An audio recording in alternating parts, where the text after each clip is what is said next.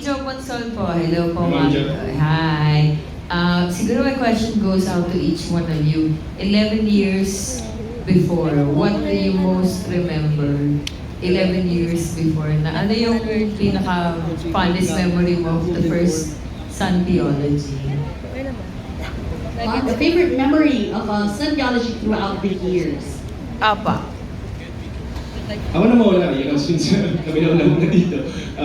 We were in cancer, no? Experiences, that was the, parang nakakapaka pa kami kasi ang dami, we were representing different brands. We were actually just starting the triathlon community in the Philippines.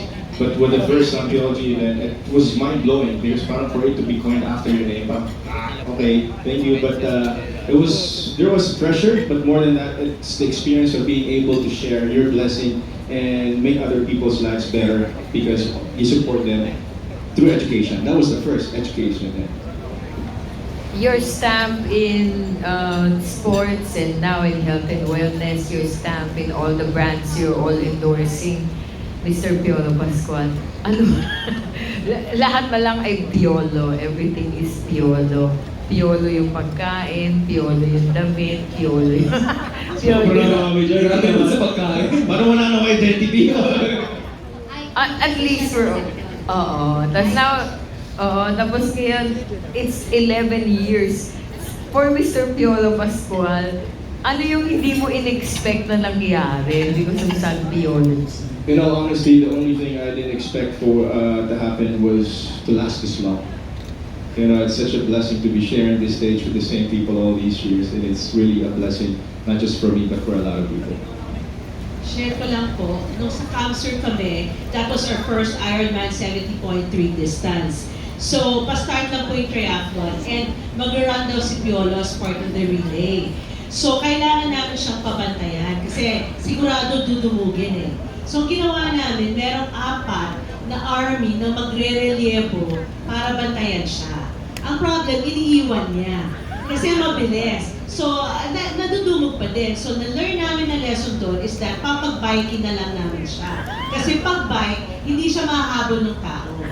So, kaya magmula nung Cebu, lagi na siyang nagpabike. May history pala yun. I always thought that it was only because Piolo just enjoyed the bike. Pero yun pala yung history na... May time pala na nasasayang. No, I wanted to run. Hindi ako patapuin. Kaya na ako. Pag nag-run siya, patay kami. Kasi ang daming kukulot sa kanya, baka mawala na siya. Mas mahirap magbantay pag nag-run. At least pag bike, nakalagpas sa si Piolo. Si Piolo. Oo. Pag na sila, tapos na ang moment. Yeah. I'd like to ask Miss Mai, from your end, from Sun Life's end, what is the fondest memory of sunpiology throughout the years?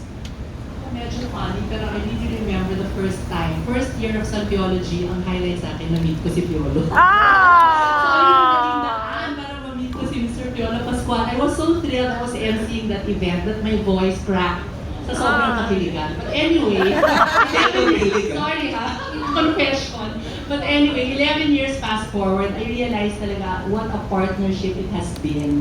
And we really got to know Piolo beyond his celebrity status as a real person na truly committed to his advocacies of not only yung health, but yung amin, yung financial literacy.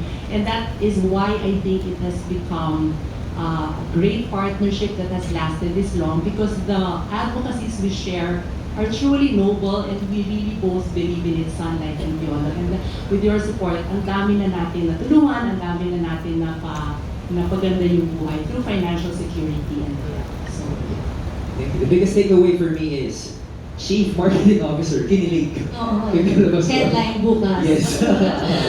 Yun. Thank you. Eto na, we're branching out to virtual run. I'm very curious about this because this is something fairly new in the Philippines. So I'd like to ask Gino, can you tell us, kailan ba nagsimula na maging popular ang virtual runs in the Philippines?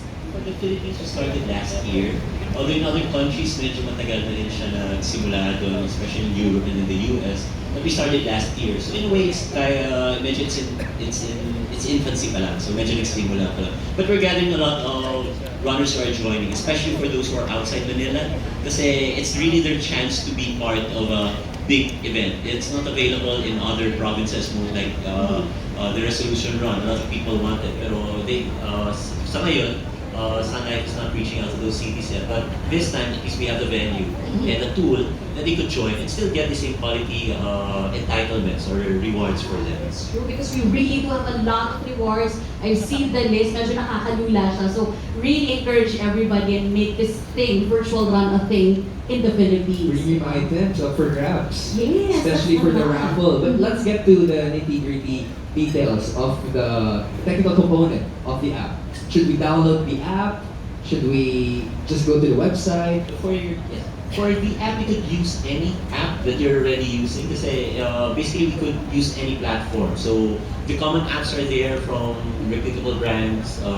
And then, like for example, Elastic, Strava, those are the popular apps. You could also use GPS watches, the brands, and the treadmills. So you just take a screenshot. So any platform that you could, now we could see the record of your run. So basta may distance siya, and then may time, take a photo of it, or take a screenshot of it, and then you upload it on the website.